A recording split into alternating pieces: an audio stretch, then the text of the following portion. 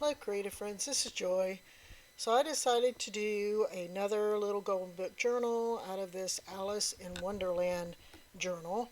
And I tried to see if I could save the tape piece there by, heating it. I thought maybe that would help loosen up, but it did not. So I basically had to, pretty much kind of force it apart and take out the staples and then clean off as much of the tape there as I could. So I wasn't able to save that on this journal. And so that's what I'm doing here. I'm just trying to get the staples out and pull out the pages and then separate this journal or this book so that I can use, this to make a journal. So once I got the pages out, the staples out and the pages out, I have the cover here, so I pull it apart and then I just try to peel off as much of this as I could without damaging either the front or the back cover. So I just peeled off the rest of that. And at the same time, I'm also trying to decide whether I want to do the spine like I did the last two journals or do it differently. And I decided that I think I'm going to do it differently this time. So once I got the covers cleaned up and decided what I was going to do for the spine, I pulled out this piece of fabric that I had. It's Tim Holtz fabric, and looked to see how that would work with the cover. And then here's a spine piece that I'm going to use. I'm using a 2¼ inch chipboard for the spine. And so I'm measuring the height and I'm, checking to see, how it's going to, how I want it to fit on the journal. And then I'm cutting a piece of this off. And I'm using my pinking shears because I really like the edge that it gives. So that's why I'm using this because I'm going to leave the edges raw. And so I, thought it would help to give a little bit of a decorative edge there. Now you'll see, and I did leave it in, but you can skip past, where I struggled a little bit with the way I did this. What I should have done is cut the piece longer than I needed, and then cut the piece the width that I needed, and then glued the piece of chipboard for the spine onto the fabric, and then the two covers, the cover and the back cover on. But instead, I figured, well, I want this one edge to be against the front of the journal. So I glue it on, and I, excuse me, I glue it on with the top corner that I have finished with the pinking shears to the top. I make sure that it's evenly on there. And the issue I have is when I went to put on the back cover, and you'll see across the top that that piece of fabric is not cut straight. So I glue on the spine piece, and I'm using Fabri-Tac glue for this. And once I get that on and go to put the back cover on, I realize that it's not straight and it's not going to be even. So that was a little frustrating. And so I pull it off and I move it down more so that there's more sticking out of the top. Because I figure, well, if I have a little bit extra on the top and bottom, I can always cut it or trim it to the top and the bottom, which is why I wished I'd left it longer, because I did struggle with this little piece to get it on there straight and to get this spine piece on there with the back cover and have it as straight as possible. Any case, I finally got it where the cover, there was enough at the top and the bottom, or at least I thought there was.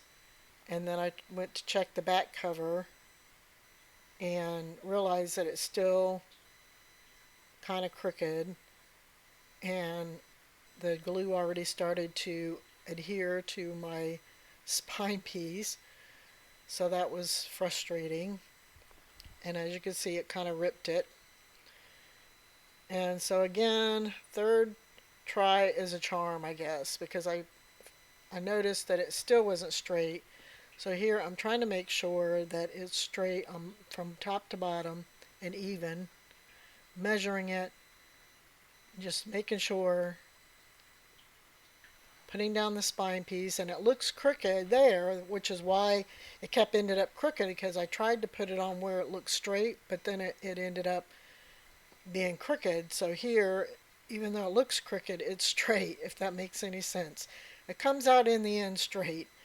So I put the spine piece on, and then I figure out how much I need for the back cover, and I cut that off, and then I put glue on the back cover, and then put the back cover on.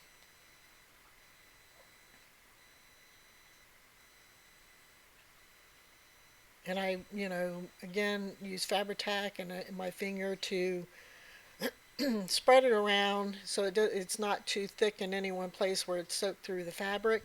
And of course, by the time I was done with this, my hands were all covered in glue, and I just had a big mess on my hands. So, like I said, I wish I would have went ahead and left a long strip, cut it down to the width I needed it, glued on the spine piece that I cut to, in the center of the fabric, and then glued the front and back cover on, and I think it would have gone a lot more smoothly for me. So lesson learned. Next time, if I make any more of these, I'll do it that way. And so here I cut another piece the same width as the one on the front. I add my Fabri-Tac, I spread it around with my finger, and then I place that down as evenly and straight as I could possibly get that. And I did have barely enough fabric hanging off the top and the bottom to where I was able to trim it to the height of the book, and you'll see that here in a minute. And here I'm just creasing the fabric, making sure that I've got a good crease on that,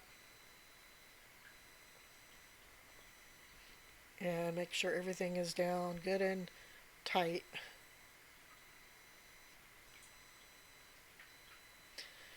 And then, like I said, I went ahead and then I cut across the top and across the bottom so that the fabric is even with the top and bottom of the covers. And then I set that aside to dry. And then I picked out the papers that I wanted to use in this journal. So here's a bunch of pattern papers, 8.5 by 11s and 12 by 12s that I decided I wanted to use in this journal. Although some of the papers that I thought I was going to use, I did not. But here I'm counting because I decided I'm going to do 4 signatures of 10 pages each. And so I need to make sure I have enough papers, but also I'm going to use the pages from the journal itself, which has 6 pages in it. And so the first and the third signature we'll need 7 pages to, fill that to 10, and then I'll need 10 for the second and the fourth signature. And so here I'm cutting down all of my papers to the height of the journal. And these 8.5 by 11s, I only have to cut off a ½ inch because the height of the journal is 8 inches. And the 12 by 12s, of course, I cut down to 8 inches. And I save all of my cutoffs because I end up using the little ½ inch strips in the journal for decorating, and the other 4-inch strips that I cut off from the 12 by 12 to make like pockets and tags and stuff. So you'll see that in the next video where I show you how I go through and decorate the journal. So, like I said, I don't use all of the ones that I picked because I realize that I'm going to need to. I don't want every single page to be pattern paper, even though a lot of these pattern papers, actually, I think all of them, are, well, some of them are double sided, but most of them are just printed on one side. So at least the other side will be white for journaling on or what have you, writing on. And so these two, I decided to do something different with those, and then I finished cutting down the last couple. So these two, I decided that I wanted those hearts to be upright, and so I end up getting my Fabri-Tac glue out, or no, this is actually my Bearly Art glue, and I decided to glue these two pieces of paper together. And so that way, when I put it in the journal, then the hearts will at least, be going the right way. So then I start making my piles of papers and deciding, what papers I want to put in which signature. So that's what I'm doing here. I'm just separating out all of these pattern papers. I have two of each, and the floral one there, I had four, so I was able to put one of those in each of the signatures, but most of the others I only had two of. So I'm going through and making my piles for my four signatures. And here is one of the signatures from the book. The book has two signatures of 3 pages each. And I'm just double checking my numbers here of how many I have for each signature to make sure, how many I have and what more I need to add to get to 10 signature or 10 pages per signature. And so I go in my stash and I grab some other papers from my stash and add those. And again, I'm just double checking, and then I add a couple more papers from my stash to these signatures. So here's the one where I glued the two pieces together, and I want to make sure that it folds right in the middle of where those two pages are overlapping. So to make sure it folds where I want it to, I'm just scoring it, and that way I make sure I get a good fold on those, and I crease it down. And there's my clock, right on time, right in the middle of filming or narrating. Okay, so I cut the height down to the right height, and then I go through and I just double checking the count again, I guess. And actually there's a couple that I decided not to use that I pulled out because I'm like, I'm not going to use those. And then I start folding my pages. But then I realized that those a couple that I added at the end, I didn't cut the ½ inch off. They're 8.5 by 11, and I need to cut it a ½ inch off. So I did that real quick. Cut those down so that all of my papers are 8 inches high. They don't necessarily have to be the same width, which they're not. The 12 by 12s obviously will be, when you fold them in half, they'll be 6 inches pages wide. And the 8.5 by 11s, of course, when they get folded in half, they'll be 5.5 inches wide. So and of course the pages that came with the journal, I don't know how wide they are. I think they're 6 inches. Well, they were 6.5 or 6 1/4, and I cut 1/4 inch off, and so they're close to 6 inches. But in any case, most of my pages are 8.5 by 11, so they're a lot shorter. They're a good ½ inch shorter than the rest of it. And here's where I cut off 1/4 inch. See how much that sticks out? So I decided 1/4 inch is about the most I can cut off without interfering with, the story itself.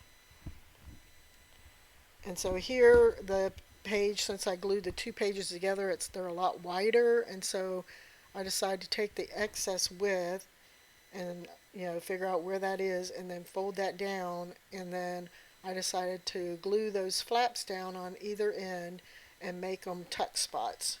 So that's what I'm doing here with this piece of paper. I'm just gluing down one end and then the other and making tuck spots.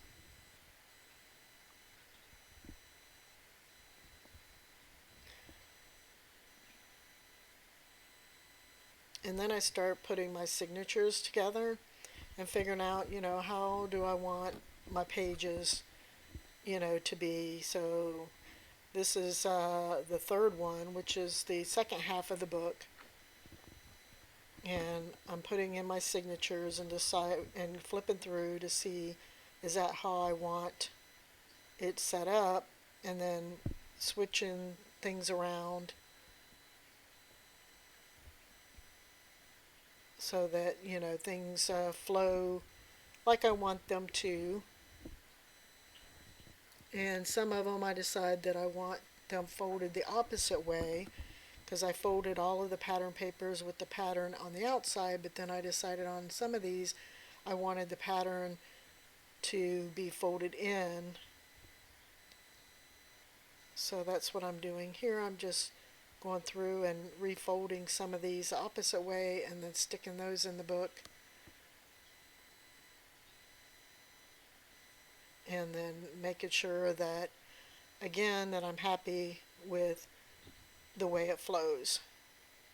And so basically I do that with all 4 signatures. I don't take you through all 4 of them because it was a little bit lengthy, as you can see there with that example. So here is the template that I used to poke holes for the last 2 journals that I made. So of course, since this is the same, I'm just reusing it. And I'm clipping it onto the book. And I have it marked where the top is. And I want to make sure I get this really straight and on here, where it needs to be. So I'm double checking, that the crease is where it needs to be, and making sure it's clipped down well and that it's straight.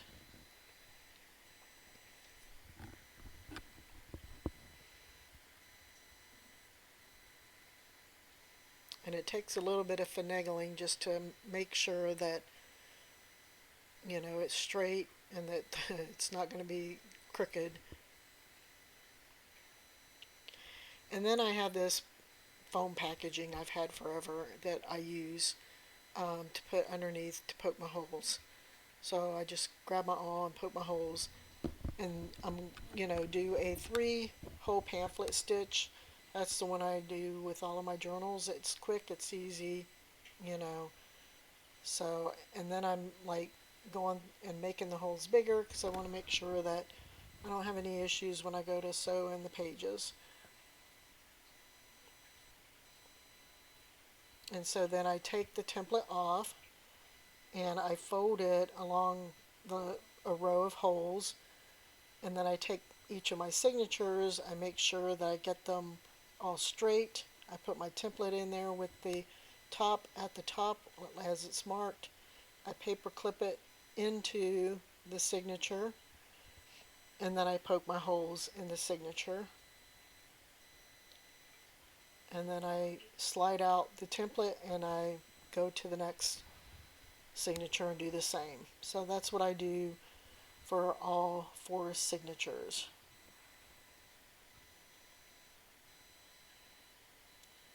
So I poke my holes and I slide out. I paper clip, I make sure my pages are stacked correctly, paper clip it, poke my holes.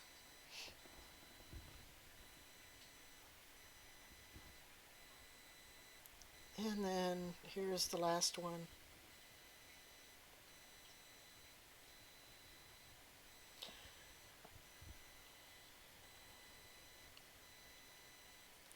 So once I get all of my holes poked in each of the signatures, I bring back the cover and I measure the string 2.5 times the height of the book, and then I measure out 3 more strands, so I have 4 strands, one for each signature. And then I take one of the strands and I put it on my needle, and I go through the middle hole and I leave a little bit of a tail. I go through the top, and then I go through the bottom, and I go back through the middle. And then I make sure that the string is, I have one on one side and one on the other side of the string that goes down the middle. I pull it tight and I tie it off. And I also, just to make sure it stays secure, is at the end I put a little teeny tiny dot of glue on each of the knots just to double check that it's not going to come undone. So here's the second one I do. I go through the middle, go through the top, go through the bottom, and then back up through the middle. So I do that for all 4 signatures.